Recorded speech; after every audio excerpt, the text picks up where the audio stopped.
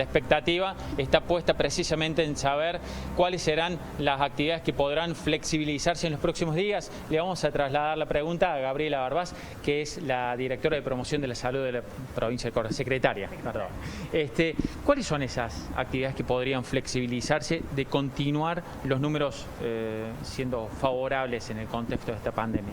Sí, en realidad se están analizando muchas propuestas y en diferentes lugares. Recordemos que la provincia es muy heterogénea. Hay, por ejemplo, 402 localidades que no tienen hoy casos activos para COVID-19. Entonces, por supuesto, así como se ha ido flexibilizando de manera diferente en estos lugares en donde o nunca han tenido coronavirus o ya no tienen casos activos, es diferente a cómo se ha ido flexibilizando en nuestra ciudad capital. Entonces, están evaluando diferentes propuestas. Todo tiene que ser con protocolo y en eso tenemos que ser claros porque es muy importante que esta apertura sea de manera programada, ordenada, bajo protocolo y siempre con el pilar fundamental que es la responsabilidad social de cada ciudadano. Bueno, se habla de la posibilidad de que retornen las reuniones familiares. ¿Cuándo podría ser eso? Sí, en realidad se está evaluando y se está evaluando también en dónde y en qué momento. Cuando se tome esa decisión será el ministro de Salud seguramente que lo anuncie, pero fundamentalmente lo que uno tiene que evaluar para ese tipo de acciones, por ejemplo, a flexibilizar, es respetando el distanciamiento social. Eso es uno de los ejes fundamentales porque no nos podemos olvidar cómo se transmite esta infección. Entonces, esto uno lo pensaría primero en zonas o donde nunca ha tenido casos de coronavirus o ya no tienen casos activos en primera instancia. Sería en el interior, seguramente. Seguramente sea en el interior y ya se evaluará de qué forma y cuándo, por eso hay que ser muy cautelosa a la hora de hablar y sí es importante decir que siempre es nuestra intención seguir acompañando esta flexibilización de las medidas siempre y cuando los indicadores y la situación epidemiológica continúe como hasta el momento. ¿Podría ser en el transcurso de este mes? Podría ser tranquilamente, sí, todos los indicadores y volvemos a lo mismo, ¿no es cierto? Porque recordemos también que ahora también se incluyen otras variables como es el transporte público, que también es algo que debemos tener muy en cuenta cuando comience de nuevo el transporte público tanto urbano como interurbano, bajo qué protocolo. Es decir, recordemos que Córdoba tampoco puede ser una isla y hay una situación compleja en Cava, en Amba, por eso es muy importante seguir tomando las decisiones con indicadores claros. Las actividades deportivas, ¿se van a flexibilizar? ¿Se van a ampliar los días para su práctica aquí en la ciudad capital? Y se está evaluando, también son otras de las alternativas que se están evaluando y cuando se consideren oportunas se comunicará. ¿Podrían ampliarse las actividades deportivas a otras disciplinas?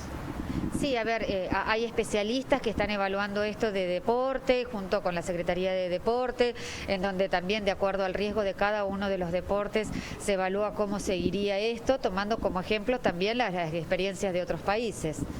¿Qué pasa con los shoppings? Porque tenemos entendido que han presentado un protocolo para retornar a la actividad. ¿Ustedes qué saben?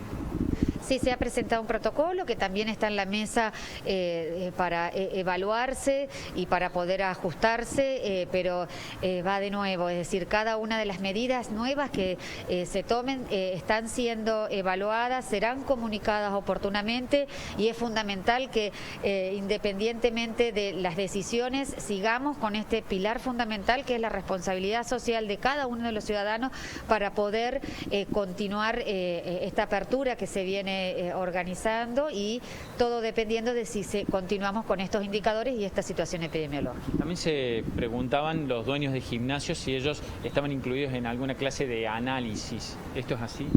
Siempre se incluyen, en los análisis se incluyen todas las actividades, es decir, hay actividades que por su forma de desarrollarse uno piensa que se pueden comenzar antes que otros, siempre hay prioridades, pero la realidad es que uno evalúa y uno analiza cada una de las actividades sabiendo cuáles son los riesgos y también tomando de ejemplo cómo han flexibilizado los otros países que les ha ido bien.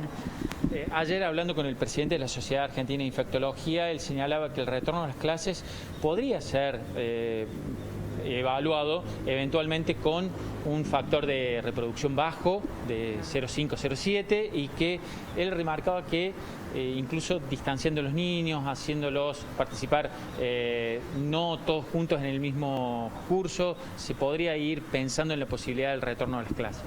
Sí, exactamente, y también de nuevo se podría ir pensando en determinados lugares donde no haya hoy infección activa para coronavirus, pero también tenemos que evaluar no solamente el protocolo que se implemente en las escuelas, sino también lo que ello trae como consecuencia, que hay mayor circulación de gente en las ciudades, mayor utilización de transporte público, etcétera, etcétera. Entonces, realmente uno lo tiene que analizar en todo el contexto general para poder evaluarlo.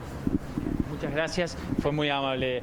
La palabra de la secretaria de Promoción de la Salud, bueno, remarcando esto que de algún modo ayer también se dejó en claro durante la presentación de la situación epidemiológica de la provincia de Córdoba, la necesidad de que el factor de reproducción, este indicador estadístico que señala de qué forma se va propagando la enfermedad, tiene que ser realmente bajo para que entre en análisis la posibilidad de la flexibilización general de muchas de las actividades que hoy están reclamando volver a la normalidad. Juan Manuel, mira, seguramente a vos te habrá quedado la misma sensación que a nosotros, ¿no? Porque lo venimos planteando también desde esta mañana.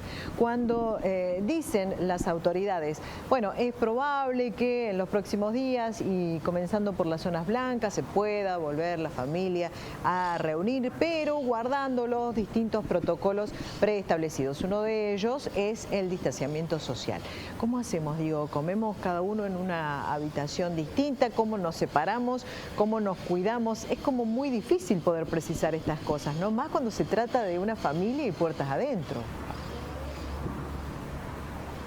Uno ayer, charlando con algunos epidemiólogos luego de que se apagan los micrófonos, refieren la dificultad que existe en algunas situaciones para establecer de qué manera, porque en esto entra a tallar sí o sí la responsabilidad individual. Claro. ¿Cómo se hace para que una reunión familiar no se convierta en algo que ponga en riesgo, por ejemplo, a los abuelos o a alguien que pueda estar en riesgo por su condición de salud, por ejemplo? Bueno, la pregunta es ser muy conscientes, nos decían los epidemiólogos, ser muy conscientes de cómo uno se mueve a diario, qué riesgo o qué exposición tiene por su actividad o por su trabajo.